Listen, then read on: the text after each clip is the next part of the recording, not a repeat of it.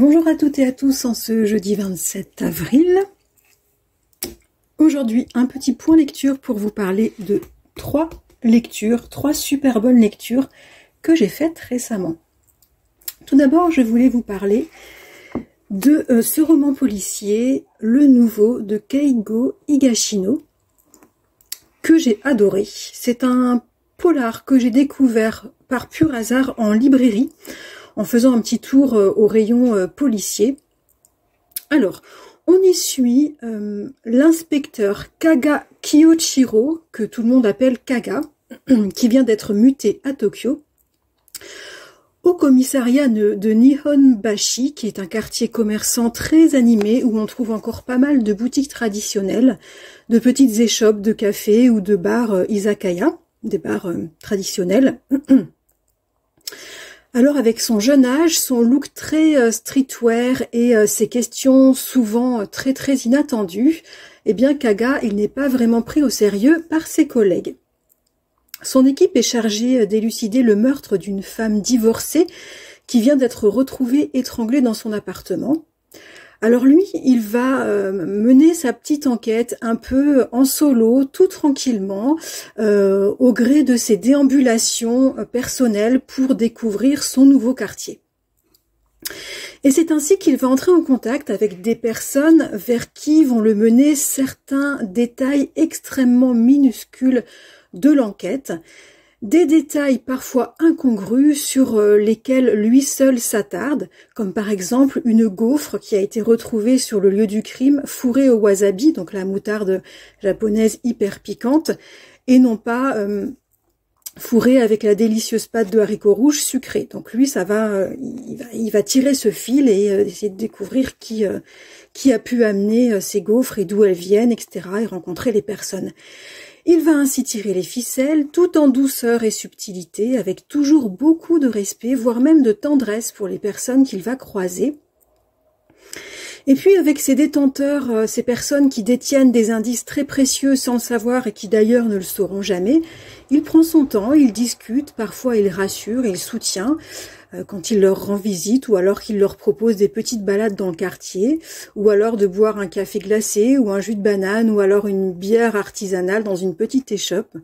J'ai adoré cet inspecteur très humain, très observateur et très intelligent, et aussi très gourmand. On entre comme cela dans les petites histoires de quelques habitants de ce quartier typique. C'est une balade sociale et humaine envoûtante parmi les boutiques artisanales de vaisselle, de coutellerie, de pâtisserie, oula, une voiture qui passe, pardon, de pâtisserie ou d'horlogerie. Dans un décor de building ou des buildings qui côtoient aussi des minuscules maisons traditionnelles, mais aussi des temples en bois, des parcs, des petits immeubles d'habitation au fond de ruelles bordées de vélos. Voilà, on se balade dans le Tokyo authentique et c'est très chouette. Alors avec une perspicacité mêlée d'une imagination incroyable, eh bien Kaga, lui, il va assembler tout plein de petits détails anecdotiques qu'il a recueillis, il va saisir le fin mot de l'histoire et puis ben hop, il va nous faire comprendre tout ça vers la fin. Il va nous rappeler que, mais oui, en fait, il y avait eu meurtre, on avait même oublié ça, alors qu'on était super bien à se balader dans ce quartier, à copiner avec ses habitants, à s'immerger dans leur petite vie, et le voilà, qui tout d'un coup nous amène l'énigme résolue, qu'on n'avait pas devinée, qui est très difficile à deviner, mais qui pourtant était là sous nos yeux. Voilà, pour conclure... Le Nouveau, c'est un tranquille policier, on va dire sous mode Hercule Poirot, à l'intrigue hyper bien ficelée et surtout impeccablement dévoilée, doublé en plus d'une immersion profonde et très agréable dans Tokyo, et ça m'a donné vraiment très envie de lire tous les titres de cet auteur, Keigo Higashino, que je ne connaissais pas du tout.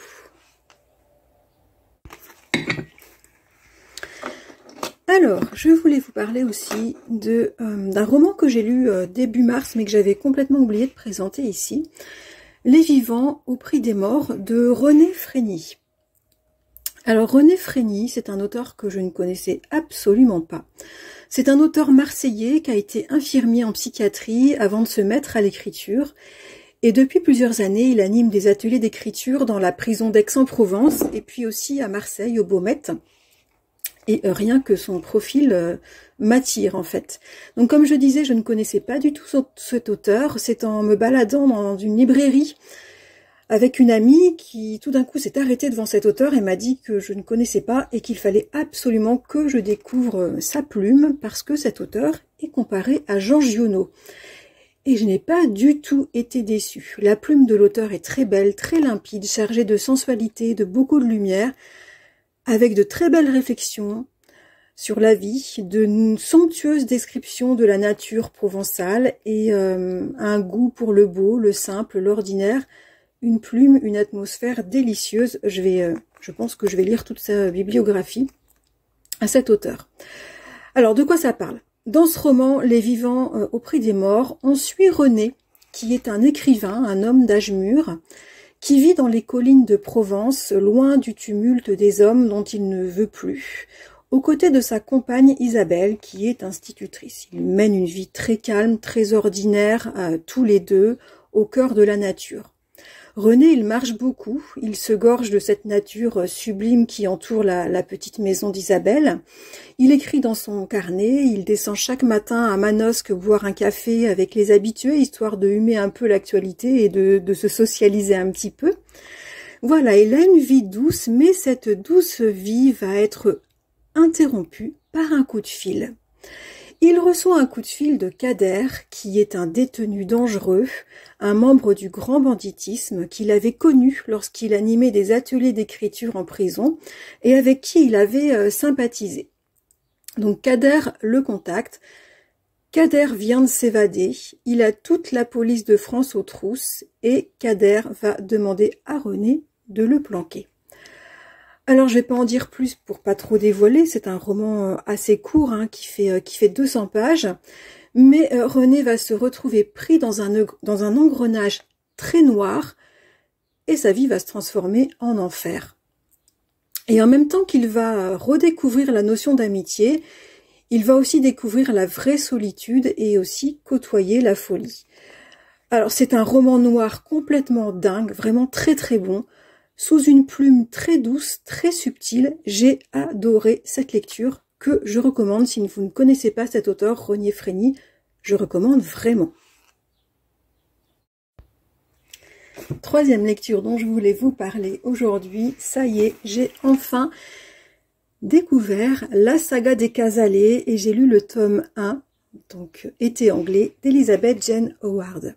Alors j'avais, je dois dire, plein de réticences sur cette saga dont on a énormément entendu parler, parce qu'en fait pour moi, dans 80% des cas, quand il y a un roman dont on parle énormément, qui fait la hype sur les réseaux sociaux, ben moi assez souvent ça se termine en carnage. Dans 80% des cas, j'aime pas, comme il y a quelques mois avec Blackwater par exemple. Alors bon, quand même, j'avais craqué l'année dernière, lorsque le tome 1 de la saga des Casalets était sorti en poche, je l'avais acheté, j'avoue, et il traînait depuis des mois et des mois dans ma pile à lire. Et bien voilà, je l'ai sorti, et je dois dire que j'avais vraiment des a priori pas justifiés. C'est pas bien d'avoir eu ces a priori là, parce que j'ai vraiment passé une super semaine fin mars en compagnie de cette grande et très très sympathique famille. Alors il y a le patriarche qui a développé, donc un homme qui a environ 70 ans, qui a développé à Londres une entreprise familiale d'importation de bois. Il y a sa femme, la grand-mère régente. Il y a leurs 3 fils mariés et leurs belles-filles si différentes, et puis tous leurs petits-enfants. Et il y a aussi leur seule fille, Rachel, non mariée, qui vit chez ses parents et qui assure un peu l'intendance de toute cette famille. Et puis il y a aussi les domestiques qui sont importants parce que on va suivre pas mal de leurs histoires.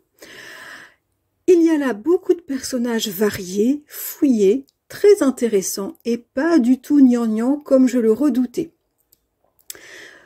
L'auteur nous fait entrer très progressivement, très habilement dans la vie et dans les personnalités de tous les protagonistes de cette saga, dans leur caractère, dans leurs points forts, leurs points faibles et leurs petits secrets, tout ça par le biais de leurs petites histoires.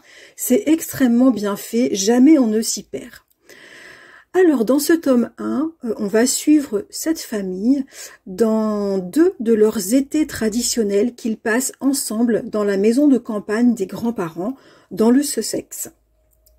Là, il s'agit de l'été 1937 et de l'été 1938. On suit leur petite histoire personnelle, leurs interactions, et puis il y a la guerre qui se profile, la peur qui s'installe, d'autant que 2 des fils ont déjà réchappé de peu à la dernière guerre mondiale. On suit les petites et les grandes préoccupations des adultes, les jeux, les rivalités et aussi les inquiétudes des enfants, et c'est juste absolument passionnant. Elizabeth Jane Howard a une plume dense mais ultra fluide, pleine de malice, on sourit, on rigole assez régulièrement, pleine de malice et aussi d'une grande sensibilité. C'est vraiment, enfin moi voilà, j'étais à fond dedans, ça fait longtemps que j'étais prise comme ça par une lecture, par des personnages. J'ai trouvé ça très très addictif. C'est une foisonnante chronique familiale doublée d'une plongée dans la grande histoire, sur fond de tasses de thé, de scones, de bains de mer, de sherry, de gramophone. Voilà, une super ambiance, du suspense aussi avec ce qui va arriver aux personnages et puis aussi ce qui va leur arriver avec cette guerre qui arrive.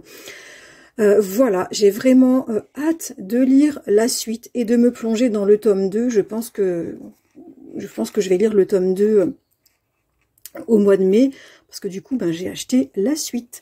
Voilà pour ces 3 lectures, la saga des Casales, tome 1, René Frény, Les Vivants au prix des morts, et le nouveau de Keigo Higashino.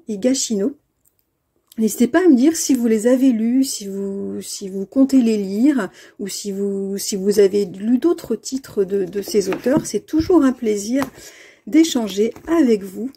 Et je vous dis à très bientôt pour, je pense, un autre bilan lecture, parce que j'ai encore pas mal de livres à vous parler, ou alors peut-être le bilan cinéma du mois d'avril. Et je vous dis à très bientôt.